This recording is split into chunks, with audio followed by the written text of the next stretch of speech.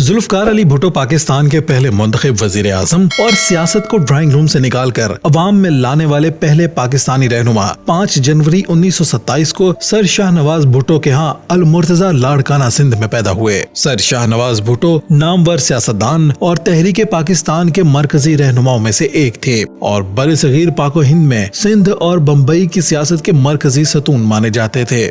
بھٹو خاندان ضلع حصار کے اہم قصبہ موزہ بھٹو میں آباد تھا اور اسی مناسبت سے اسے بھٹو کہا جاتا ہے۔ یہ گاؤں اب بھی سرستی کے کنارے آباد ہے۔ سرسا ایک اہم ریلوے اسٹیشن بھی تھا۔ سکھوں کے زمانے میں جب دریا سرستی خشک ہو گیا اور اس کے علاقے کی فصلیں تباہ و برباد ہو گئیں، لوگ قحط کا شکار ہو گئے تو اس خاندان کے افراد سندھ کی طرف ہجرت کر کے لاڑکانہ میں مقیم ہو گئے۔ ذوالفقار علی بھٹو کی شخصیت اتنی بھرپور اور ہنگامہ خیز ہے اور پاکستانی تاریخ پر آپ نے اتنے گہرے اثرات مرتب کیے ہیں۔ آپ کے والد سر شاہ نواز بھٹو نے آپ کی تعلیم و تربیت پر خصوصی توجہ دی۔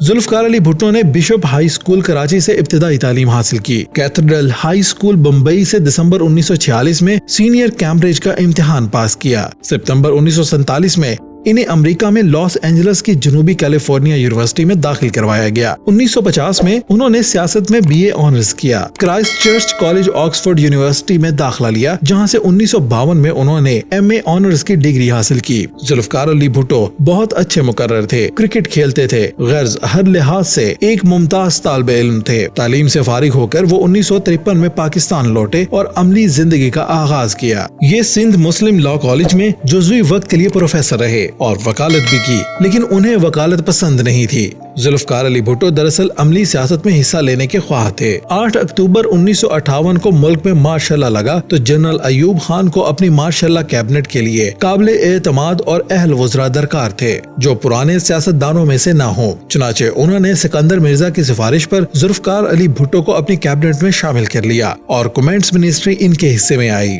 اگرچہ بنیادی طور پر وہ خارجہ امور میں دلچسپی رکھتے تھے، اکتوبر 1959 میں انہیں UNO میں پاکستانی وقت کا قائد بنا کر بھیجا گیا تو ذوالفقار علی بھٹو نے رشیا اور امریکہ کی طرف تخفیف اصلاح کی تجویز کے سلسلے میں پاکستانی موقف بہت خوبصورتی سے پیش کیا۔ جنوری 1960 میں ان کے محکمے بدل دیے گئے اور وہ اطلاعات اور قومی تعمیر نو کے وزیر بنا دیے گئے۔ بعد از ایندھن قدرتی وسائل اور بجلی کے محکمے بھی انہیں سونپ دیے گئے۔ اس دور میں وہ ایوب خان کے معتدل ترین ساتھی سمجھے جاتے تھے۔ 1962 کے دستور کو آخری شکل دینے میں وہ منظور قادر کے دست راست تھے۔ 1963 میں سردار جنرل ایوب خان نے انہیں حلال پاکستان کا تمغہ دیا، جو پاکستان کا سب سے بڑا سول ایوارڈ ہے۔ ذوالفقار علی بھٹو کی کوشش تھی کہ انہیں وزیر خارجہ مقرر کیا جائے، چنانچہ جنوری 1963 میں انہیں وزارت خارجہ دی گئی۔ وزیر خارجہ کی حیثیت سے انہوں نے کمیونسٹ بلاک کے ساتھ خوشگوار تعلق کے قائم اور چائنا کے ساتھ دوستی قائم کرنے کی طرف پیش رفت کی۔ 1965 کی جنگ کے بعد جب جنوری 1966 میں ایوب خان نے اعلان تسکند پر دستخط کر دیے تو بھٹو نے اپنے عہدے سے استعفیٰ دے دیا اور لاڑکانہ چلے گئے، لیکن ایوب خان کے لیے اعلان تسکند کے بعد اکیلے جواب دہی بہت مشکل تھی، اس لیے وقتی طور پر بھٹو کو منا لیا گیا اور قومی اسمبلی میں انہیں اعلان تسکند کی حمایت بھی کروائی گئی۔ تاہم جنوری 1966 میں اچانک ان کا استعفیٰ منظور کر کے انہیں فارغ کر دیا گیا۔